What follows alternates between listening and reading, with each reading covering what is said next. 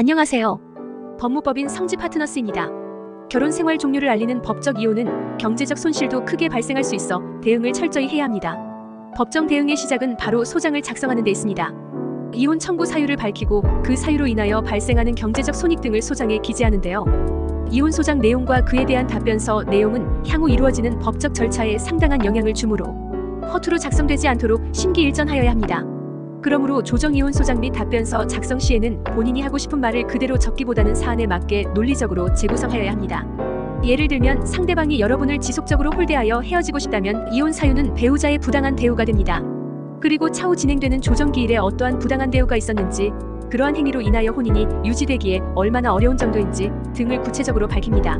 반대로 상대방이 부당한 대우를 이유로 이혼 소장을 보냈을 때는 선택의 갈림길에 놓이게 되는데요. 혼인이 해소될 정도의 사유가 아니라는 점을 소명하거나 반소를 제기하여 혼인 파탄의 책임이 상대에게 있음을 밝힙니다. 부부가 처한 상황이 어떠한지에 따라서 대응 방법은 달라질 수밖에 없는데요. 실제로 조정이혼 소장 답변서 작성 방법을 의뢰하였던 한 의뢰인이 있었습니다. 작성 방법보다는 어떻게 대응하여야 손실을 줄일 수 있는지에 대한 고민이 우선적이었습니다. 이에 법무법인 성지 파트너스 이혼센터의 담당 변호사가 사안에 맞게 답변서 방향을 조언해드렸습니다. 마찬가지로 이혼 소장이나 소장 답변서를 작성해야 할 때 막막한 분들이 많으실 텐데요. 이번 글에서는 최대한 손실을 줄이는 조정이혼 소장 및 답변서 작성 방법에 대해서 말씀드리겠습니다. 조정이혼 소장 작성 방법. 이혼 소송은 가사소송 사건에 해당합니다. 원고가 소장을 작성하여 법원에 제출하면 법원이 심리한 후 조정 절차로 넘어가게 됩니다. 조정이 성립되지 않을 경우 재판이 진행되는데요. 소장에 명시된 요구사항에 대하여 상대방이 납득하게 될 시 재판까지 가지 않고도 이혼에 이르게 됩니다. 따라서 소장 작성 시 너무 과한 요구를 하게 되면 조정이혼이 성립되지 않을 가능성이 큽니다. 조정이혼으로 상대방과 관계 및 재산 등의 문제를 해결하기를 원한다면 소장 작성 시 더욱 심사숙고하여야 합니다. 청구 취지는 상대방의 유책 사유로 인하여 혼인을 유지할 수 없는 상태임을 구체적으로 밝혀야 합니다. 외도, 가출, 장기 별거, 폭력, 가족 간 다툼, 경제적인 문제 등이 대표적입니다. 청구 내용에는 이혼 성립 외에도 재산 분할, 양육권 및 양육비, 위자료 등의 사항도 포함되는데요. 위자료는 상대방의 유책이 분명하고 클수록 청구하는 금액도 높은 것이 일반적입니다.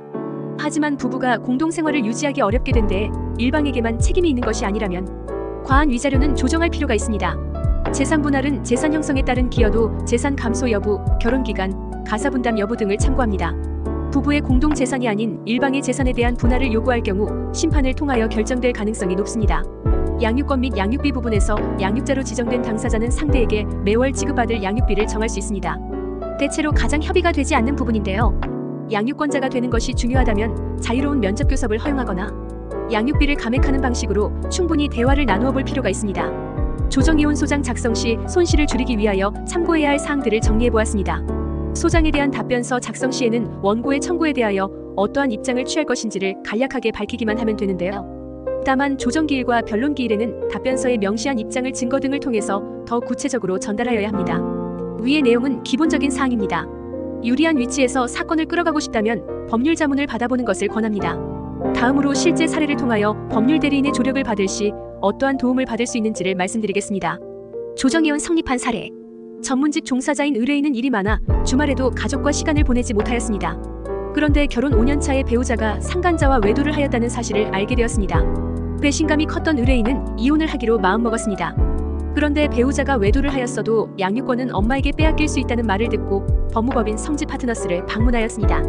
본 대리인은 조정이혼 소장을 통하여 피고의 부정행위로 이혼을 청구함을 밝히고 위자료 1천만 원을 기재하였습니다. 또한 양육권자를 원고로 지정할 것을 명시하였습니다. 조정기일의 피고는 원고와 자녀의 유대가 깊지 않다며 양육권을 허용할 수 없다는 입장을 전하였습니다. 실제로 원고는 자녀와 보낸 시간이 매우 적었습니다. 법원은 자녀의 복리와 양육권자와의 유대를 중요하게 여기므로 소송으로 가면 불리해질 수도 있었습니다. 이에 본 대리인은 의뢰인과 충분한 상의를 하여 양육비를 최저로 산정하고 자유로운 면접 교섭을 허용함으로써 피고와 협상을 하였습니다. 그 결과 합의서를 법원에 제출하여 화해 권고로 이혼이 성립되었습니다. 쟁점이 되었던 양육권도 의뢰인에게 주어졌습니다.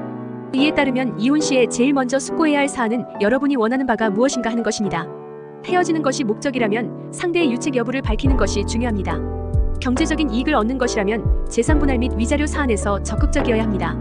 양육권 및 양육비는 오롯이 자녀를 위한 결정을 내려야만 합니다. 손실을 최소화하는 조정이혼 소장 및 답변서를 작성하려면 유불리를 따져볼 수 있어야 하는데요. 대부분 가사 소송을 처음 겪기 때문에 미래를 위한 결정이 무엇인지 알기 어려울 것입니다. 법률 전문가로부터 조언을 얻는 것이 근본적인 문제 해결 방법이 될 수 있습니다. 이상 법무법인 성지 파트너스였습니다. 감사합니다.